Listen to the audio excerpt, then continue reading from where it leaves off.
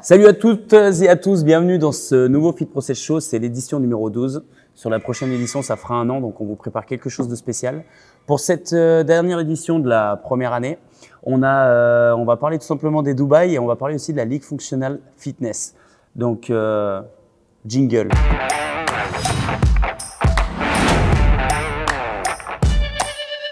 Du coup, pour commencer ce Fit Process Show, on va parler un petit peu des Dubaï, donc événement qui est quand même international et qui est de très haut niveau, vu qu'il y a beaucoup de blé à gagner.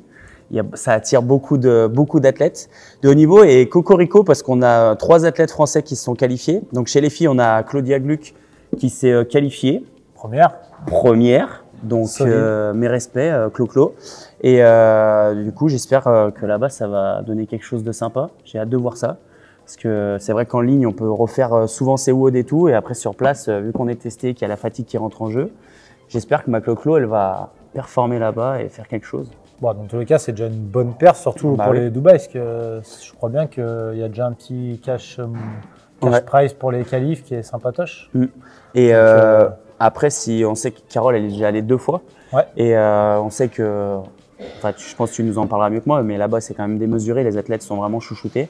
Bah ouais, au-delà de, comme tu disais, au-delà de l'argent à gagner qui est quand même important pour ces athlètes-là, parce qu'ils ne vivent pas forcément que du crossfit, en tout cas de leur performance avec les sponsors, donc c'est toujours bien d'avoir des petits cash prize en plus. Mais oui, là-bas, pour moi, c'est une des plus meilleures compètes en termes de chouchoutage, organisation des athlètes, même l'expérience là-bas, hein. Tu vas dans le désert, tu fais des allers-retours avec le bus pour t'amener dans des coins. Voilà, ça se rapproche vraiment pour moi des games.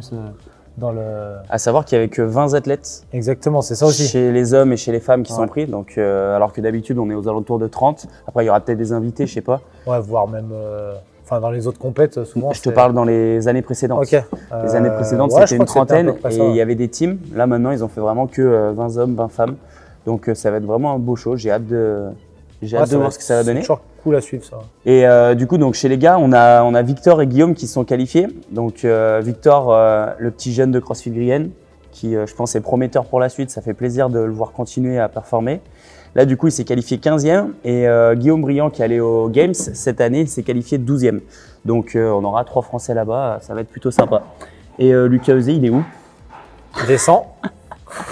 On descend le leaderboard. Non, pour ma part, du coup, j'ai fait les qualifications, donc j'ai fini. Tac, je me suis loupé. 33 là. Ici, 33e. Donc à 13 places de la qualif. C'est quand même, je prends, on va dire, surtout sur cette période où on est un peu plus, on va dire, renfo, il y a moins d'intensité. D'ailleurs, en parlant de l'intensité, ça m'a quand même pas mal chatouillé de se remettre des pilules comme ça, on va dire, gratuites. Après, du coup, on sent que sur plusieurs épreuves, tu me le disais, ça joue à quelques secondes près, comme d'habitude, quelques kilos près. C'est toujours comme ça, c'est 10 secondes de moins, c'est 5 places par-ci, 5 places par-là, 3 kilos sur le max, c'est 15 places. Voilà, ça va vite après, exactement, c'est le haut niveau, c'est les petits détails, celui qui va prendre le petit risque en plus sur la charge, les petits 3 secondes où on a attendu pour rien, qu'on sait qu'on peut gagner. Enfin voilà, tous ces petits détails qu'on sait que en période entre guillemets hors saison, c'est dur d'aller se bagarrer pour les faire. Après c'est tout le monde pareil aussi, je pense. Hein. Je sais pas si tout le monde est vraiment hors saison, s'il y en a qui sont toujours entre guillemets à fond dedans, mais je pense qu'il y en a qui se préparent peut-être pour ça. Oui, oui. En termes de tout l'été peut-être. Ouais, après, c'est comme tu dis, c'est pareil pour tout le monde. Moi, je sais que personnellement, on va parler un petit peu des 3 workouts, mais j'ai vraiment senti le fait de ne plus avoir trop mis d'intensité. On avait fait le Marseille Throwdown, on avait mis un peu d'intensité, mais c'était en équipe, donc c'est pas pareil. Quoi. Rien à voir. Tu mets un peu d'intensité sur 2-3 séries quand tu prends ton relais. Mais là, c'était vraiment, je reprends l'exemple du 1, les 21, on avait du coup une répétition en burpees facing à faire, un clean and jerk. Et ensuite 2-2, 3-3, 4-4 jusqu'à 10-10, où là, on savait qu'il n'y avait rien de limitant, il fallait juste… C'est moteur pur et dur, un peu de résistance musculaire, mais ouais, c'est… Donc tu finis, après, c'est pour ça aussi que, pour l'histoire, hein, pour que les gens sachent, c'est que Lucas, à la base, ne devait pas du tout les faire. Enfin, c'était pas prévu dans la programme. Après, je pense que c'était bien aussi de se confronter un peu, quand on fait une grosse période comme ça, un peu off, vraiment, où on fait beaucoup de renfo, parce que tu avais été blessé, donc voilà, il y avait tout un travail à refaire là-dessus. Je pense que c'était bien aussi le moment de se retester un peu, voir où tu en étais. Je pense que ça fait du bien à la tête. Alors, il faut se préparer aussi mentalement à peut-être pas performer comme tu aurais voulu performer. Je pense que c'est ça qui m'a le plus stressé.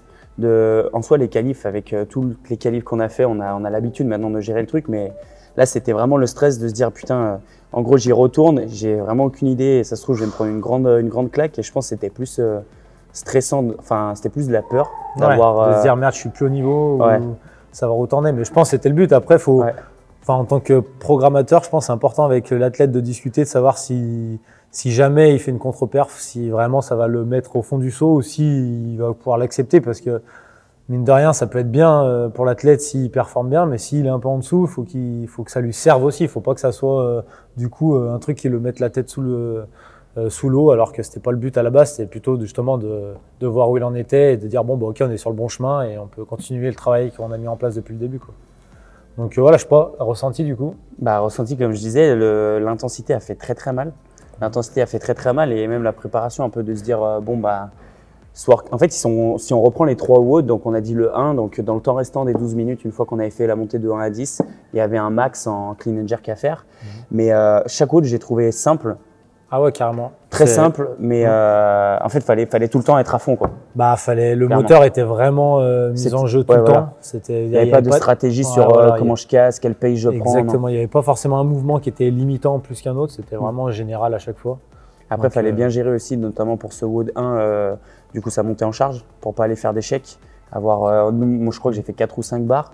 T'avais pas bien le temps d'en faire plus? Non, c'était déjà, je pense que c'était dans les gars qui ont fait peut-être le plus de barres. Je pense pas qu'il y en ait qui en aient fait beaucoup plus que ça. Donc ouais, non, c'était des workouts vraiment pas mal. Du coup, pour le 2, c'était un AMRAP. Donc on avait un AMRAP où il fallait faire, on commençait en fait avec 100 double under, ensuite on avait 80 wall ball, après on avait 60 calories au rameur, ensuite c'était 40 chest, 30 deadlift à 102 kg et on terminait avec 20 HSPU déficit, avec un bon déficit en strict, donc pas d'aide du keeping et des jambes. Et du coup, donc c'était un peu comme tu as dit, même si c'était un WOD long, il fallait quand même envoyer à chaque fois parce qu'on sait qu'on change de mouvement, on change de pattern. Et au final, tu sais que tu vas pouvoir aller chercher des grosses séries. Donc moi, j'ai un peu craqué aussi, je pense, mentalement, mais j'ai fini par des fois faire des singles en wall ball parce que j'étais à fond et j'arrivais pas à débrancher pour tenir ces wall balls, quoi, qui normalement auraient dû tenir facilement, quoi.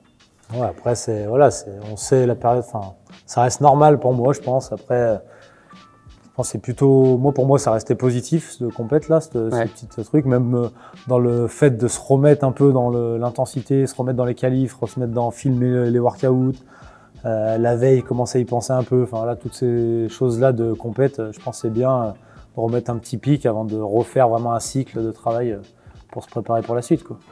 Et workout 3, du coup? Et très simple aussi, je sais pas si tu peux expliquer. Ouais, le workout 3, moi j'aime bien le format. Le format est vraiment cool. C'est donc 50, ça commençait par 50 toes to bar. Box jump. Ah, box jump, 50 box jump over. Ensuite 50 toes to bar, 50 overhead squats. Et donc tu avais une fenêtre de 8 minutes pour faire ça. Et à 8 minutes, dans tous les cas, c'était même si tu n'avais pas fini, tu repartais mais à l'envers. Donc 50 overhead squats, 50 toes to bar, 50 box jump over. Donc c'était 2 scores différents.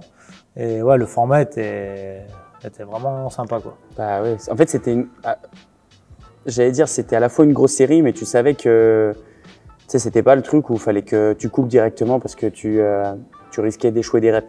Tu savais qu'il fallait faire des bonnes séries et que ça allait avancer très vite. Ah, t'étais obligé de pousser dans l'intensité, quoi. T'étais obligé de pousser tout le temps, tu pouvais pas trop pacer vraiment, faire des séries genre 5x10 par exemple. Et après, il y avait un choix stratégique pour ma part. Du coup, les WOD que j'ai fait 2 fois, donc c'est le 1 et le 3, là, celui qu'on vient de dire. Et le 3, j'ai eu les 2 cas de figure, vu que c'était 2 scores sur les 2 parties. Sur mon premier essai, j'avais fait une bonne partie sur la 1 et une moins bonne sur la 2. Et quand je l'ai refait, j'ai fait une moins bonne sur la 1, donc j'ai pas amélioré mon temps sur la 1. Par contre, j'ai beaucoup amélioré mon temps sur la 2. Et du coup, on a choisi de prendre celui où j'avais amélioré mon temps sur la 2. Et c'est ce qui m'a fait gagner quand même pas mal de place. Donc c'est quand même assez stratégique, savoir si tu pars fort. Bah, quand tu refais les WOD, oui, après, de savoir, quand il y a 2 scores comme ça, il faut faire un choix si tu n'améliores pas les 2, quoi. Après, ça aurait pu être le cas aussi sur le WOD 1 avec le max et le WOD avant. Si tu améliores le WOD mais pas le max et l'inverse, à choisir. C'est pas évident, mais voilà, ça reste quand même positif. Le max, je pense, c'était quand même bien positif. Ouais. Ton max en clean and jerk, tu as fait une bonne barre sous fatigue comme ça en peu de temps, donc c'était cool. Ouais, j'étais satisfait. Notamment du jerk, parce que je savais que le squat clean, ça allait aller. Donc là, en gros, j'ai fini à 144. Mais c'était vraiment le jerk qui… Bah, les autres, je savais que sous fatigue, à chaque fois, le jerk a quand même été un peu limite. Et là, avec tout le renfort qu'on avait fait, la technique, enfin, la barre était toute seule au-dessus de la tête. Donc plutôt cool. Du coup, donc voilà pour les Dubaï. On a hâte de voir, donc ce sera en décembre, la finale. On en parlera un petit peu plus du coup sur l'édition à la fin de l'année. Et maintenant, on va parler un peu plus de la Ligue Functional Fitness. Déjà, du coup, donc c'est quelque chose qui est fait en France. Je suis pas sûr que ce soit fait dans d'autres pays. Le Canada, ils avaient un principe un peu. Je pense que je me demande si mais… c'est pas maintenant comme les AF3, s'il n'y a pas une association et que c'est mondial. Du coup, chaque pays a un peu une asso et il me semble, parce que dans le descriptif, il me semble que l'équipe qui va gagner va être qualifiée pour les championnats du monde. Ok. Donc ça veut dire qu'il y a forcément d'autres… Il y a une équipe qui représente. Parce que je sais que du coup, avant, on avait l'AF3 qui sélectionnait en fait les meilleurs athlètes français, les femmes et hommes, et la meilleure team française, et qui après du coup allait au championnat du monde. Mais là, du coup, ce qui a été créé, c'est une ligue, on va dire, si vous connaissez un petit peu le système du championnat, que ce soit au handball, au basket, au foot, au rugby, il y a des catégories. Donc des niveaux, on va dire. Et du coup, donc là, ce qui s'est fait, c'est que en gros, on a un championnat qui va se faire sur toute l'année. Donc il y a eu une phase de brassage, tu vas nous en parler un peu plus. Et après, chaque mois, il va y avoir un test qui va donner des points et qui va du coup te mettre plus ou moins haut au classement. Et il y aura des montées-descentes entre les niveaux. Donc là, c'est la première année, donc ça se construit. Je sais pas trop comment ça va évoluer, mais l'idée, je trouve ça cool quand même. Dans une box, ça fédère et surtout, c'est indépendant du CrossFit, vu qu'ils sont ralliés à une association. Ça peut après peut-être évoluer et pourquoi pas après devenir un sport qui est, on va dire, un peu plus il y a un peu plus de standards, quoi. Ouais, c'est surtout plus accessible, hein. Quand c'est associatif, et forcément c'est un peu plus accessible pour tout le monde. Après, le format, je trouve, il est cool, surtout pour les box, que ça crée un petit effet de groupe. Voilà, donc c'est des teams entre 4 et 6. Si tu veux des remplaçants, tu peux être 6, sinon tu peux être 5 si tu veux un remplaçant, ou 6 si tu veux 2 remplaçants, 5 un remplaçant, ou 4 si tu veux pas de remplaçant. Et en gros, ça fédère forcément dans la boxe, parce que ça crée déjà une équipe qui doit durer toute l'année. Donc c'est un engagement aussi pour les adhérents. Et donc voilà, franchement, c'est un format qui est assez cool. Est-ce que tu penses là-dessus que c'est quelque chose, parce que dans le CrossFit, on le sait que ça vient quand même vite bouger, les inscriptions, les changements de boxe, les trucs comme ça. Est-ce que tu penses que c'est quelque chose de fiable? Est-ce que ça va être justement quelque chose qui va permettre que, en gros, cette adhésion, elle devienne fiable pour certaines personnes, qu'elles n'aillent pas à droite à gauche? Ou au contraire, tu penses que ça va en milieu d'année et ça risque d'exploser et des équipes qui… Vu que c'est la première année comme ça risque de bouger forcément. Des gens changent de boxe pour X raisons. Après, dans l'idée, je pense que les organisateurs, ils espèrent que dans l'idée, ça se développe comme un autre sport, comme tu as dit, le foot, le rugby, etc. Que ça se développe petit à petit pour structurer ça et qu'en gros, ça fasse un peu comme des licenciés de clubs où une fois que tu as pris ta licence, entre guillemets, tu es un peu plus, on va dire, sérieux. Après, même dans les clubs de rugby, foot, toi, tu prends pas le rugby, moi je prends pas le foot. Il y en a qui prenaient une licence et qu'on voyait pas dans l'année. Donc ça revient un peu au même. Il faisait beau.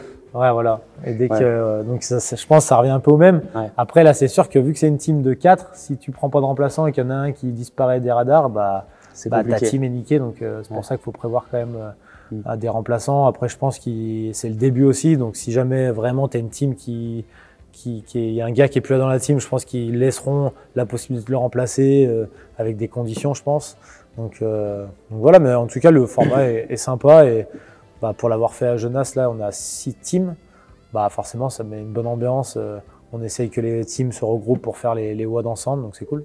Pour que ça se tire à bord. Ouais. Du coup, donc on vous a mis un petit peu en lien pendant la vidéo les WOD. Pour rappeler le principe, à chaque fois c'est un WOD qui est timé. Donc on a en gros là en l'occurrence c'était 1h12 1h18 comme ça. Je crois. 18. Ouais. Et en fait il y a plusieurs parties et du coup il y a de la récup entre les WOD. Si vous avez jamais vu ce format, c'est quelque chose qui est quand même assez cool parce que tu dois pas, sur le papier, ça fait un peu flipper parce que tu dis putain, ça dure plus d'une heure le WOD et tout, mais en final, tu as des temps de récup aussi qui sont prévus dedans. Vu que c'est en team, tu as des parties où tu travailles pas du tout, c'est des relais par exemple. Donc au final, le temps de travail sur les 1h18 est raisonnable, mais ça permet de bien tester toute la team, je pense. Oui, puis d'être bien stratégique parce que mine de rien, si tu loupes une partie, Ah bah. Tu peux pas refaire juste partie, tu es obligé de refaire tout en entier. C'est compliqué de refaire le WOD, ouais. Quand tu y vas, faut être sûr et avoir parlé stratégie avant. Même dans l'idée, après là, il laissait quand même pas mal de temps pour faire le WOD, mais après dans l'année, les matchs, entre guillemets, ça dure moins d'une semaine, je crois. Donc en gros, tu fais le WOD une fois, quoi. Donc c'est le but, c'est le principe. Et du coup, donc j'ai entendu dire que tu vas nous en dire un peu plus, mais que chaque programmateur de France, donc maintenant on a plein de programmations en France, vont intervenir sur cette chose-là. Du coup, si tu peux nous expliquer un peu. Ouais, c'est ça. Bah, en gros, dans l'année, donc là, il y a eu les WOD de brassage. Après, il y a, à partir du mois de novembre, si je dis pas de bêtises, il y a un WOD par mois. Donc novembre, décembre, janvier. Après, il y a une pause, février, il y a une pause pendant les Open et les quarts. Et ça revient, il y a une dernière journée au mois de mai. Et après, c'est les finales. Donc à chaque journée, en fait, ils ont fait appel à des programmateurs de la France pour faire les WOD. Donc c'est cool parce que je trouve que ça intègre aussi un peu toute la communauté un peu au CrossFit.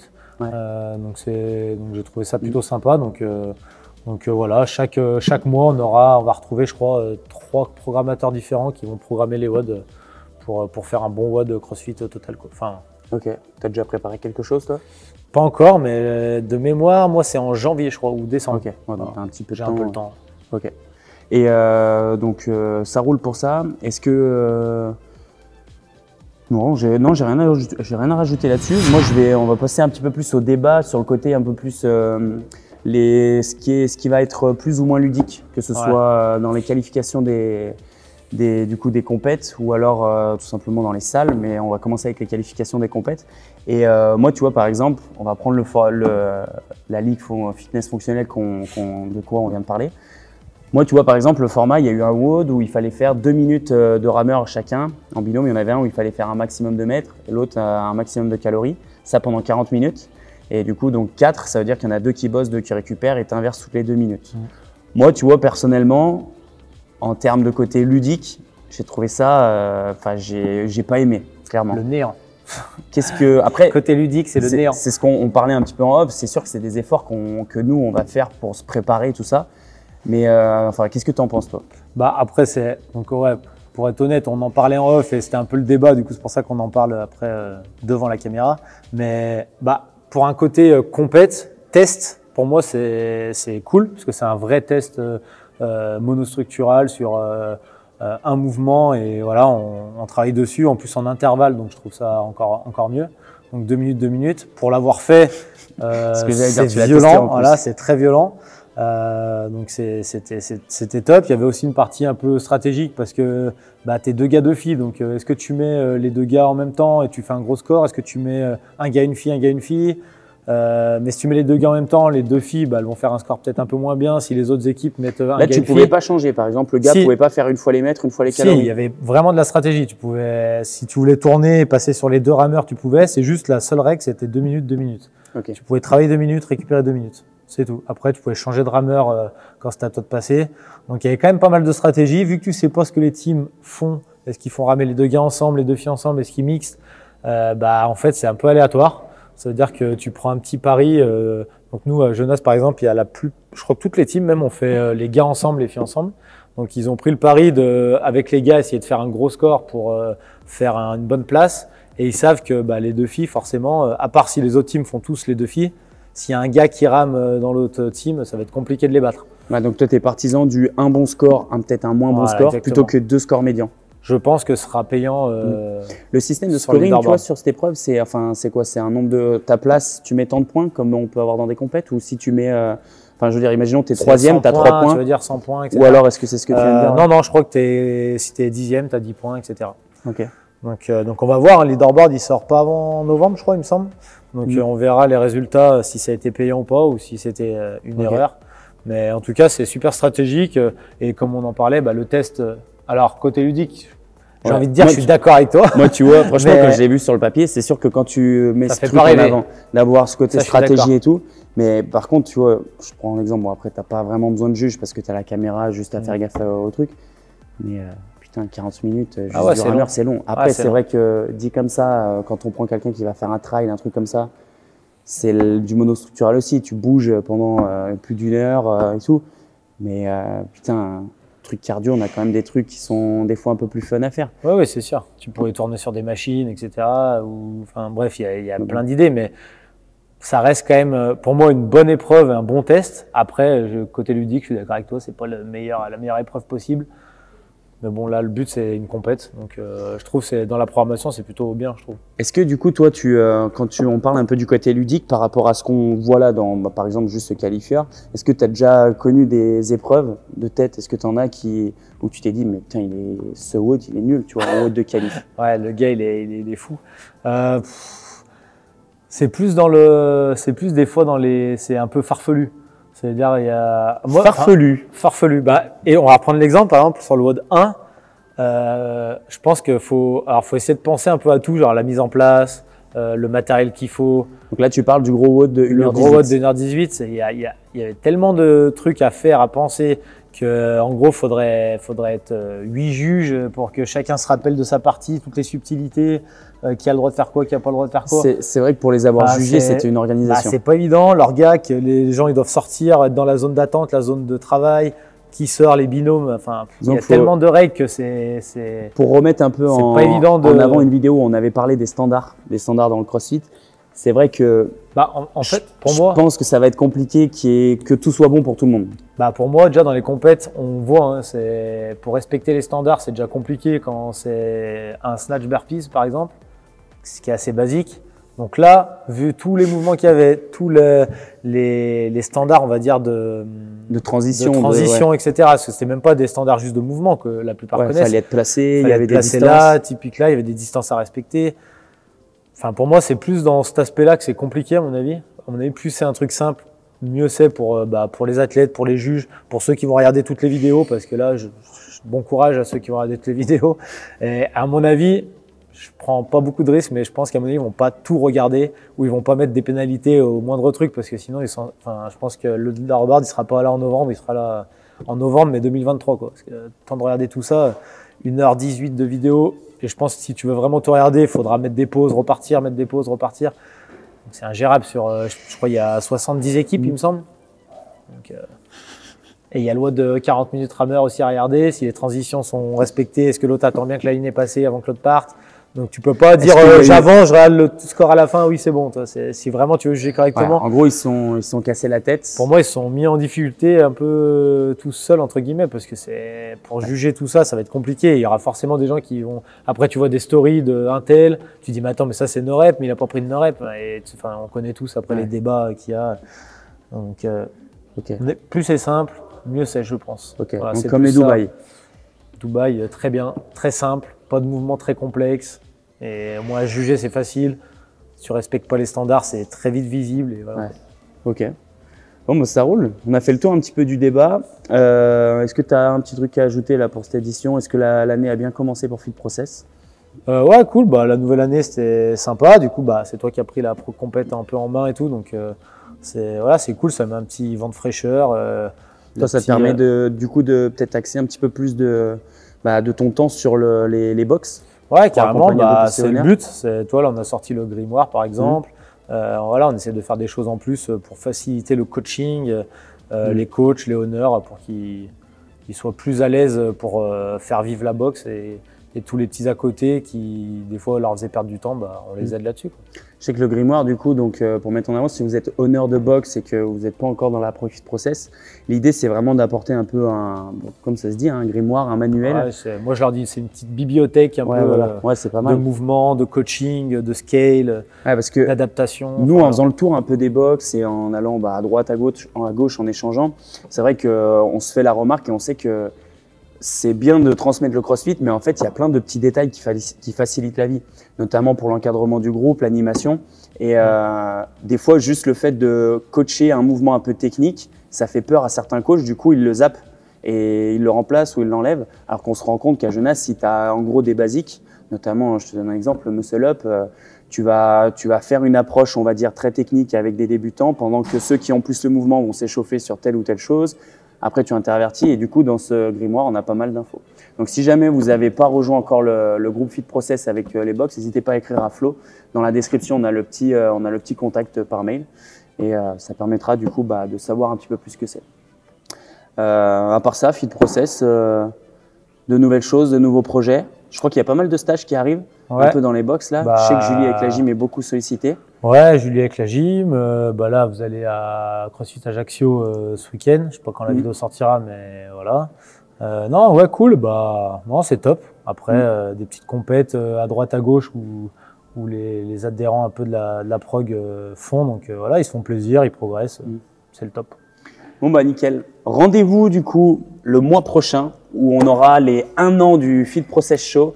Comme vous savez, d'habitude, on a souvent un petit jeu pour clôturer. Aujourd'hui, on a fait très soft, très simple. Est-ce que c'est pas parce que c'est toujours moi qui gagne le jeu? Ouais, on en avait un petit peu marre de le voir tout le temps gagner. Merci. Par contre, du coup, ce qu'on va faire, je propose alors vous pouvez nous soumettre vos idées pour le mois prochain en termes de jeu. On verra un peu ce qui est faisable. Doucement sur les idées. S'il y en a un qui est plutôt pas mal, on essaiera du coup de tordre Flowfit à ce jeu-là. Et en attendant, passez une bonne journée, une bonne soirée, une bonne nuit. Je sais pas quand est-ce que vous écoutez ça ou regardez ça, mais à la prochaine. Bye bye. C'est ma nouvelle ça.